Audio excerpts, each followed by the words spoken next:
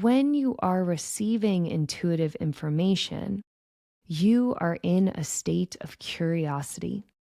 You are paying attention to what is, not what you want to be. It's not desire. We are being an active witnesser to the signals that are coming through. How do you actually start developing intuition in real life? Not just in theory. In this episode, I'll show you the foundational framework I teach my clients and students. Welcome to Weaving Resonance, where intuition, energy, and embodiment meet real life. I'm Anna Gannon, international intuitive psychic and intuitive development coach.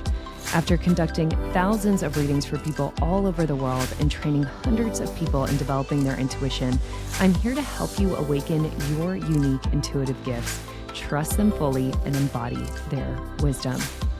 By the end of this episode, you'll understand the 3 layers that most often drown out intuition, how to regulate your state so connection feels safe, and how to identify your personal intuitive signals with more clarity and confidence. Let's get started. All right. Hello and welcome or welcome back.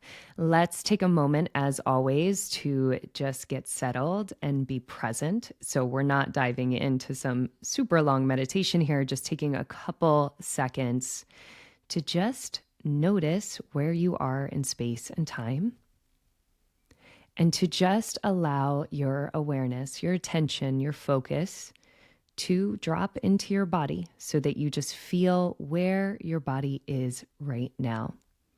And it doesn't matter if you're doing other things. Maybe you're driving, maybe you're walking, maybe you're doing the dishes or folding laundry. Whatever it is, this is just a moment to be with what you're doing and also notice where you are, to just be in your body. Great. So with that out of the way, let's get into today's topic, which is a question that I get asked very often. And the question is, how do we even start developing our intuition? And the answer to this begins with first noticing that intuition is not something that is outside of us that we need to start pulling in. Intuition is already alive and it is within our bodies. So when we're looking to develop our intuition, what we're really doing is we are learning to pull back all the layers that have been in the way from us being able to hear, sense, feel, know, maybe smell or taste the intuitive guidance that is always being sent to us. And these layers, 2 of these layers, well, actually, let's do 3 today. These layers are things that we have been paying attention to for most of our lives because we've been told to pay attention to them over our intuition. Our intuition tends to be something that is considered not as dependable, not as something that we can trust fully, right? It's a little woo-woo. When in reality, our intuition, and I'm sure if you're listening to this, you have a hint of this, is extremely wise and is guiding us in every moment. So the layers that we're going to look at are first the layer of the mind. Our minds are always running in the way of what is logical, what is rational. Our minds like to analyze things, to problem solve, and our minds are also naturally judgmental because it's looking for a sense of certainty in the end. So your mind will always categorize something as right or wrong, good or bad.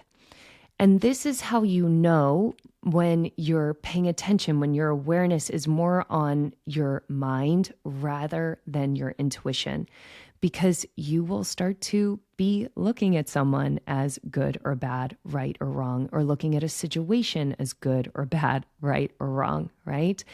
Everything through the filter of the mind will need to drop into a category so that you, your mind, what is also known as your ego, which is just more focused on on self, can feel safe. So this is the awareness of the mind. This is that first layer, and usually the strongest layer for most of us to peel back, because again, we have been really conditioned that it is the only filter to look for, to look through, right? So we pull back that mind filter. We pull back that need to judge, that need to find logic in this moment, or to make it make sense even, okay? The second layer here is our emotional layer. So our emotions can sometimes cloud our intuitive guidance, right? Just like they can cloud our ability to be in reason in our mind. So when we are in a highly emotional state, and what I mean by that is that we've stopped sensing and feeling our emotions from a state of awareness and instead are completely taken over by them. So instead of me understanding, oh, I'm really angry right now, instead I'm just anger, right? And I am reacting left, right, and center rather than being able to kind of step back and be like, oh, I'm really angry right now. I'm having trouble kind of keeping myself under control. Right? So when our emotions have taken over, we've lost our ability to respond. We're just in reaction mode. And when we find ourselves in these very emotional states, and we want to get into a more intuitive state where we can listen with curiosity, we have to first notice and become aware, oh, I'm in a totally emotional state right now. And the thing I really need to do is first notice I am very emotional and kind of name the emotion. I find that to be helpful, right? So if you're angry, notice I'm angry. If you're sad, I'm sad, right? If you're in grief, I'm in grief. And then to be able to step back, ask yourself, what do I need? So this emotion can kind of just sweep over, right? Remembering, I always tend to think of emotion as breaking down the word, that the E could stand for energy, and then you're left with motion, emotion, meaning it's helpful to think about emotions as energy in motion, meaning that once they can move through your body, they literally do move out, right? So when you have the awareness that you're in an emotional state, just allow that emotion to move through the body, and then you'll be pulling back that layer, that emotional layer, so that you can settle into your intuitive state. The third layer that we'll talk about today that can impact our ability to tune into our intuition is our nervous system layer. It is a primal function of our body, and our nervous system is always assessing safety. And if we feel safe and our nervous system is regulated in that moment, what that leads to is our ability to feel like being connected to other people and things is safe in that moment. When our nervous system is dysregulated, meaning stuff is not safe, and we're in a state of what is called flight, fight, freeze, or fawn, then we are in a state of feeling that connection is absolutely not safe in that dysregulated state. And the thing about intuition is that intuition is connection, period. It is the guidance that we receive both for our individual path and journey and for the journey of us as a collective whole of humans, of animals, of this planet, of this universe. What can we do individually that supports not only us, but the collective? Meaning that if your nervous system is not regulated in that moment and connection then does not feel safe, then it's not a great moment to tap into your intuition. You probably won't be able to sense and feel it in that moment, right? So when we pull back the layer of your nervous system and realize, okay, I'm in a safe state, which means that I'm regulated and that that connection is safe in that moment, then we can start to tune into our intuition, right? And this might feel or may feel like a lot of layers to work on. And what I can tell you is that it's kind of like what we just did in the beginning of this episode, right? We just took a second to drop into our bodies, even if we were doing something else like folding laundry or doing the dishes or driving, right? We just took a moment to notice we're doing something maybe physically or have our mind focus somewhere else in this moment. And at the same time, we are sensing and aware of what we're feeling in our bodies. And that's what happens when you just start to peel back these layers and do what I call getting in relationship and forming a relationship with your intuition, meaning that you can kind of be in these layers simultaneously, right? You can feel that you're in a really highly emotional state. And because you're aware of that in that moment, you can have the awareness of the emotion that's really strong and also get some intuitive signals about maybe how to get out of that emotion. Just like you can be in your mind and really trying to problem solve and use your logic because you need to use it in that moment while simultaneously feeling and sensing the signals that are happening in your body. But like anything, this takes practice. Just like developing a relationship with anything or person takes practice, right? So once we pull back the layers, then we get into, well, how does our intuition work, right?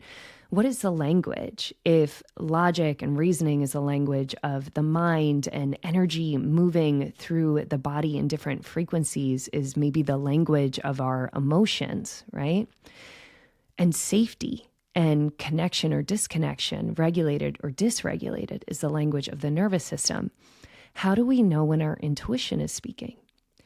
And a key word here is that your intuition is innately curious, and it is an active witnesser. So when you are receiving intuitive information, you are in a state of curiosity.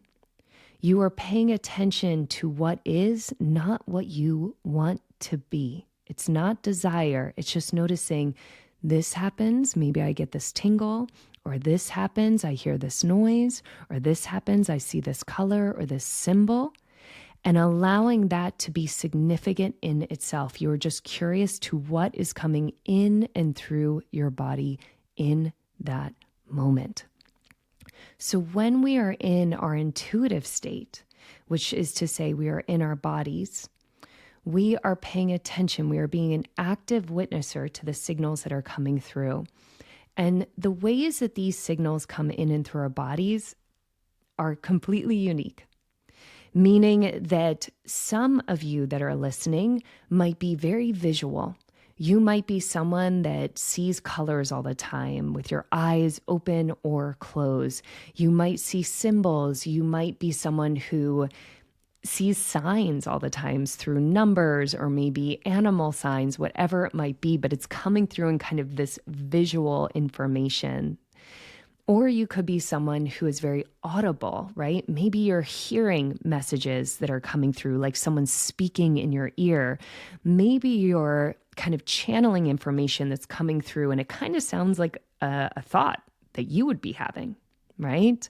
Maybe you're hearing tones or sounds that come through as information. Maybe you are very empathic, which I know that a lot of people that I've trained in the past are. And you tend to feel intuitive information through the frequency of emotion, right? So you kind of maybe anger really comes to the forefront, right? To tell you that someone just crossed your boundary, or maybe you crossed your boundary, right? Maybe you're receiving information about how someone else is feeling, right? Maybe someone is acting really happy and excited about something, but you can feel anger in your body and you know it's not yours.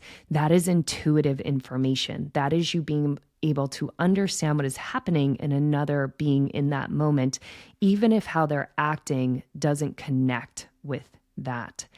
Maybe you're a knower, someone who just knows the right next step, but maybe has a little trouble in trusting that, right? Intuition can also come through as sensations, chills, tingles, temperature changes through your body, pain, pleasure, right? These kind of physical sensations can also be intuitive guidance. And the more rare ones are you can smell intuitive information.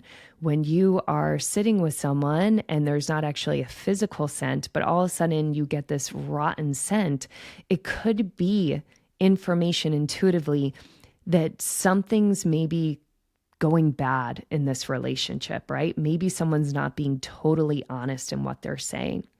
Or maybe you have a taste in your mouth that tastes rotten. And same thing, that could be intuitive information of maybe this business transaction or this new partner in your business, maybe this isn't as in alignment as you originally thought. So if you are wanting to kind of tune into your intuition, my invitation for you today is to just become aware that there are these different layers in your system. Right? Become aware of the beautiful design that we are, that we have a layer of our mind that absolutely supports us in different ways, especially in our current society and how it tends to work with logic and reasoning and problem solving. And that we have a beautiful nervous system in our body that is just wanting us to feel safe and to be able to get into a space of connection.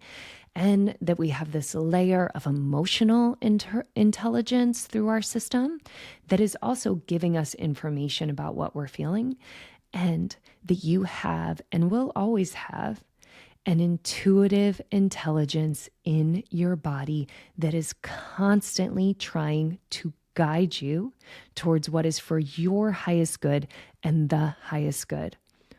All this takes the most simplest, first, basic step in developing your intuition is becoming aware that it is there. And just starting to notice, oh, I'm in my mind, or oh, I'm really dysregulated in my nervous system, or oh, I'm really engulfed in an emotion right now.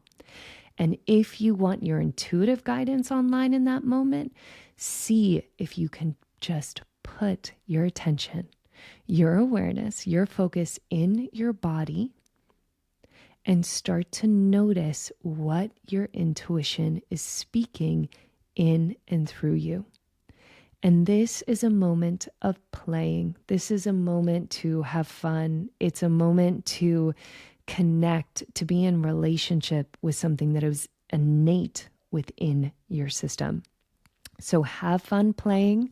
Please let me know how it goes, and I will see you guys next week. Thank you so much for listening today.